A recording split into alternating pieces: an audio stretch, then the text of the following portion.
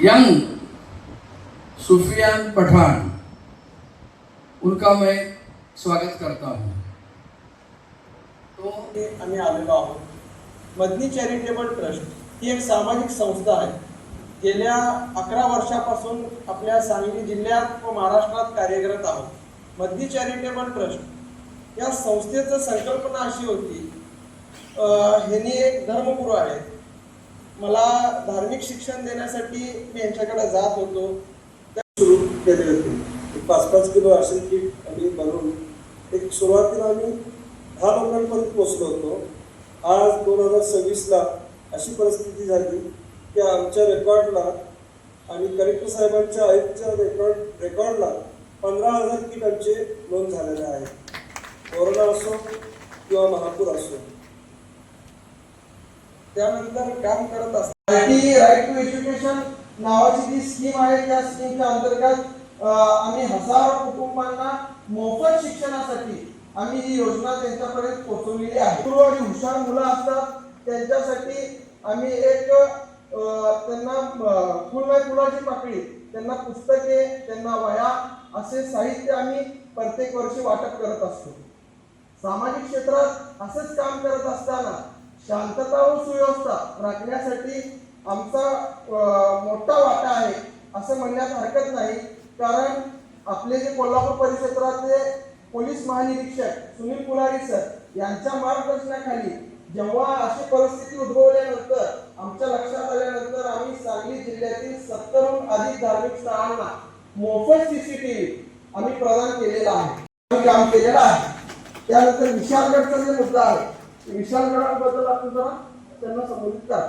गजापूरमध्ये जे दंगल झाली होती, भेटून तिथं आम्ही पहिला जे घटनास्थळावर आम्ही CCTV कॅमेरा तिथे बसवलो आणि तिथल्या गावाला जे मदत पोहोचायची होती, म्हणजे तिथे एक आम्ही मदत म्हणजे आमची काय, आम्ही मंत्रालयात जाऊन मुख्य सचिवांना भेटून तिथे 24 तासाचा आत आम्ही तिथं एक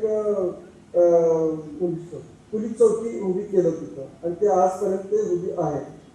हे आमचा एक असताना आम्हाला आलेला अनुभव आणि आम्ही दिलेल्या समाजाला आम्ही काहीतरी देणं लागतो, त्या भावनेनं आम्ही सगळे काम केलेलं आहे। लोकांपर्यंत शासनाकडून ही मदत ही लोकांपर्यंत आम्ही आणून दिलेली आहे। याचा पाठपुरावा आम्ही पूर्ण निस्वार्थ भावनेने केलेला आहे आणि ही सर्व कामांची दखल आमची तत्कालीन राज्यपाल भगतसिंग कोश्यारी यांनी सर्व आमची कामं पाहिली। त्यांनी आम्हाला राजभवनातून आम्हाला एक प्रशस्तीपत्र जाहीर केला आणि सांगण्यात असू दे की आपली जबाबदारी म्हणून आम्ही लोकांपर्यंत पोहोचतो आणि आपण जी वोटिंग अवेअरनेस आहे, लोकांमध्ये जनजागृती आणण्यासाठी आम्ही नेहमी प्रयत्नशील आहोत। प्रत्येक वर्षी मदनी चॅरिटेबल ट्रस्ट की त्यांनी इकडे यावं। 2004 पर्यंत त्यांच्या वडिलांनी, त्यानंतर ही सगळी परंपरा त्यांनी केली आणि आज आपण उर्दू मराठीच्या शाळेची सांगलीमध्ये काय अवस्था आहे आपल्याला माहिती आहे। इथे उर्दू प्राथमिक शाळेत 3 शाळा आहेत, या ठिकाणी 894 विद्यार्थी आहेत। Very strong base of Urdu education. त्याच्यामध्ये 279 मुलं आहेत आणि 615 मुली आहेत। मराठी प्राथमिक शाळा 117 आहेत। जो मिली है आज हमारे 84 इयर्स के डॉक्टर KG पठान साहब से, उनका जो इतने देर तक स्पीकर पर जो इस प्रोग्राम के बारे में बताना बोलना, उससे मुझे और भी आज ज्यादा जो है जज्बा एक पैदा हुआ है कि हम उनसे प्रेरणा लेकर और भी अच्छा काम करें। ज़्यादातर फेलोशिप के स्टूडेंट्स हैं, मैं उनसे मुखातिब हूँ। आप लोगों से मैं खास तौर से कहना चाहूँगा कि आपका ये टर्निंग पॉइंट है, आपकी लाइफ का ये टर्निंग पॉइंट है।